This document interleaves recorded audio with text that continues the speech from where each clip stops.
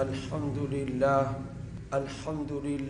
نحمده ونستعينه ونستغفره ونؤمن به ونتوكل عليه ونعوذ بالله من شرور أنفسنا ومن سيئات أعمالنا من يهده الله فلا مضل له ومن يضلله فلا هادي له ونشهد أن لا إله إلا الله وحده لا شريك له ونشهد أن سيدنا ومولانا محمدا عبده ورسوله أما بعد فأعوذ بالله من الشيطان الرجيم بسم الله الرحمن الرحيم اهدنا الصراط المستقيم قال النبي صلى الله عليه وسلم فيما يرويه عن الله تبارك وتعالى كلكم ضال إلا من هديت صدق الله العظيم وصدق رسوله النبي الكريم اللهم صل على محمد وعلى آل محمد كما صليت على إبراهيم وعلى آل إبراهيم إنك حميد مجيد اللهم بارك على محمد وعلى آل محمد كما باركت على إبراهيم وعلى آل إبراهيم إنك حميد مجيد اللہ تعالیٰ سے ایک چیز کا سوال کرتے رہنا چاہیے کہ اللہ ہمیں ہدایت نصیب فرمائے اور ہدایت پر قائم رکھے، اس لیے کہ انسان کے ڈاواں ڈول ہونے میں کوئی دیر نہیں لگتی۔ اس لیے سورہ فاتحہ میں ہمیں حکم ملا ہے کہ تم اللہ سے یہ دعا کرو، اہدنا الصراط المستقیم، ہمیں سیدھے راستے پر چلا۔ یہ بار بار دعا کیوں کر رہے ہیں؟ زندگی میں ایک مرتبہ ہم دعا کر لیں بس کافی ہے۔ اس کی کیا وجہ ہے؟ اس کی وجہ یہ ہے کہ شیطان بار بار محنت کرتا ہے، وسوسے ڈالتا ہے، خیالات فاسدہ یہ دماغ میں دل میں ڈال کر انسان کو سیدھے راستے سے ہٹانے کی کوشش کرتا رہتا ہے۔ اس لیے اللہ تعالیٰ نے فرمایا کہ تم بھی بار بار مجھ سے یہ دعا کرو کہ اللہ ہمیں سیدھے راستے پر چلا۔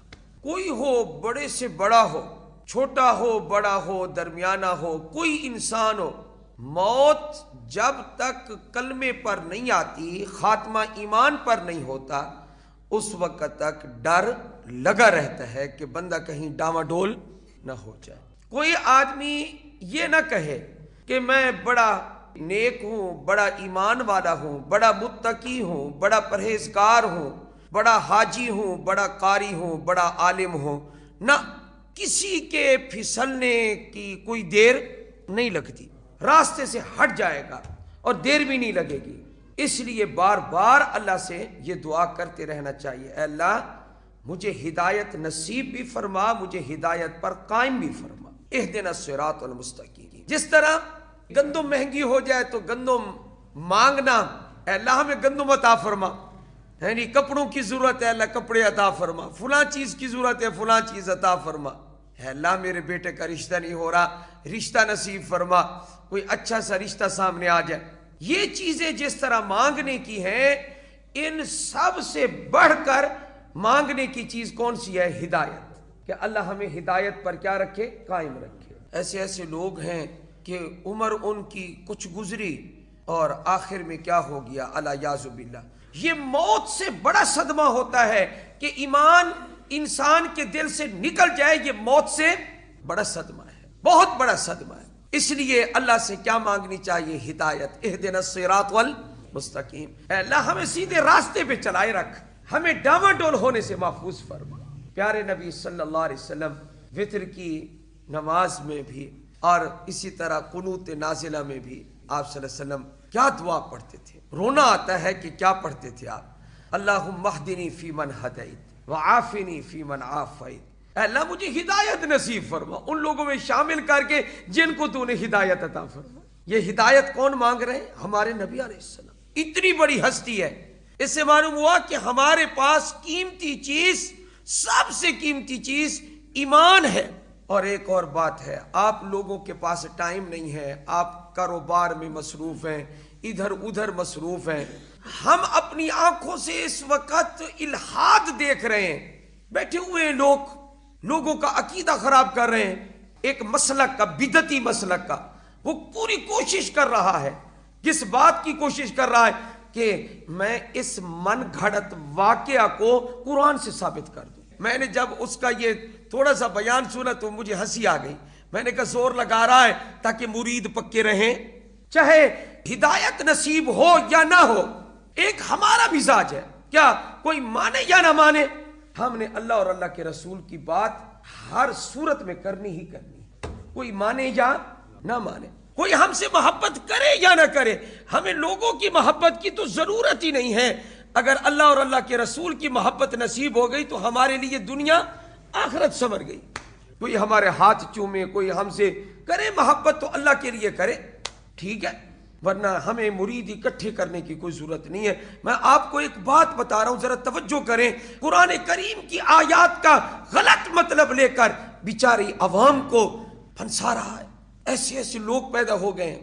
وہ واقعہ جس کی طرف میں اشارہ کر رہا ہوں وہ کون سا ہے؟ وہ یہ ہے۔ سب سے پہلے اس واقعہ کو بیان کرنے سے پہلے آپ سن لیں، ایک امت میں ایک بزرگ گزرے ہیں، الحمدللہ میں اپنے دل میں ان کی محبت پاتا ہوں۔ وہ واقعتاً صحیح اللہ والے بزرگ تھے، حضرت شیخ عبد القادر جیلانی، سب کہتے ہیں رحمت اللہ۔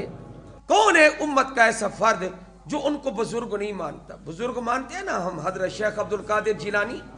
ان کا ایک قصہ بیان کر رہا ہے ایک آدمی، من گھڑت قصہ، کیا بنے گا ان لوگوں کا۔ ایک بارات وہ پانی کو تیر کے جا رہی تھی تو دریا کے اندر وہ ڈوب گئی۔ ایک دن بھی نہ، 2 دن بھی نہ، پورے 12 سال کے بعد پوری کی پوری ڈوبی ہوئی بارات کو حضرت شیخ عبد القادر جیلانی نے دوبارہ نکال لیا۔ تمہاری روٹی انہی قصوں سے چلتی ہے، تمہارے مرید انہی چیزوں سے پکے ہوتے ہیں، تمہیں ہدیے انہی چیزوں سے ملتے ہیں، تمہیں پتہ نہیں ہے کہ کہاں جانا ہے۔ ہم نے اس جگہ پر جانا ہے کہ وہاں اللہ کے علاوہ اور کوئی بھی، اور کہتا ہے کہ یہ قصہ لوگ نہیں مانتے، آؤ میں آپ کو منوا دوں ذرا، اور منواؤں بھی کہاں سے؟ قرآن مجید سے منواؤں۔ اب ذرا اس کا سنو بھی قرآن مجید سے کیسے منواتا ہے۔ وہ کہتا ہے اصحاب کہف سوئے رہے 300 سال اور 9 سال تو ان کو اللہ نے زندہ کر دیا۔ حضرت عزیر علیہ السلام کو اللہ نے سلا دیا 100 سال، اس کے بعد اللہ نے ان کو دوبارہ زندہ کر دیا۔ تو جو رب 100 سال کے بعد زندہ کر سکتا ہے تو شیخ عبد القادر جیلانی 12 سال کے بعد دوبارہ وہ نہیں نکال سکتے۔ میں نے کہا کہاں شیخ عبد القادر جیلانی اور کہاں رب کی قدرت؟ تو نے تو شیخ عبد القادر جیلانی کو کس کے ساتھ ملا دیا؟ اللہ کے ساتھ ملا دیا۔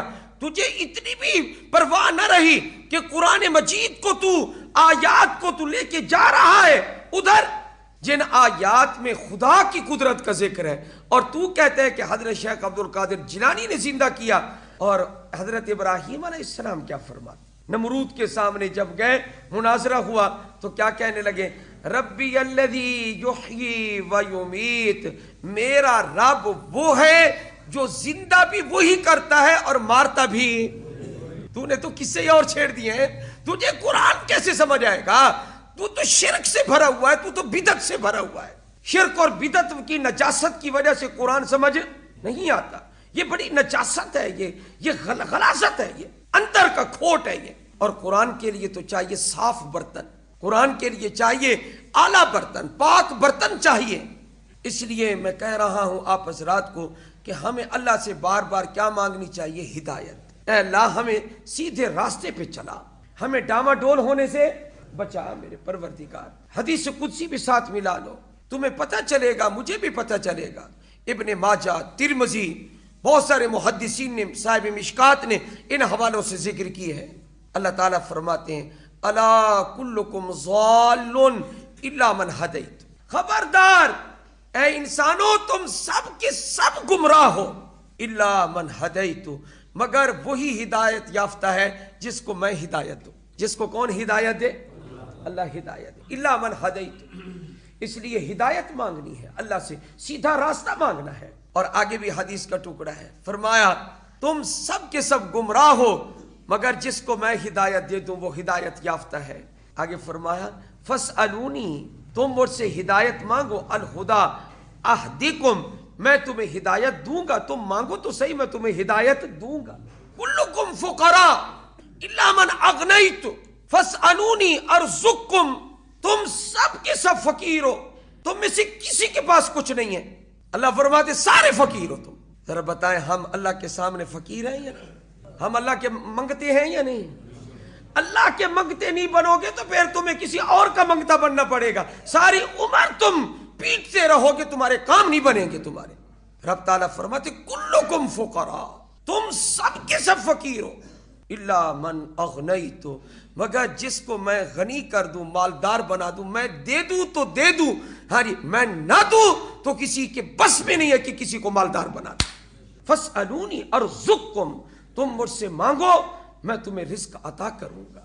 اور اللہ تعالیٰ کی رحمت اتنی زیادہ ہے، کمال ہے، ایک ٹکڑا اتنا پیارا اس کا ہے، بڑا اعلیٰ، ایمان اس سے تازہ ہوتا ہے۔ فرمایا اگر لو ان اولکم و آخرکم، تمہارے اگلے انسان سارے پچھلے، یہ سارے کے سارے فی صعید واحد، ایک جگہ میں اکٹھے ہو جائیں، انسان جنات سارے اکٹھے ہو جائیں ایک میدان میں، ورطبکم و یابسکم، تمہارے تر بھی آ جائیں تمہارے خشک بھی آ جائیں۔ یہ تر اور خشک کون ہے؟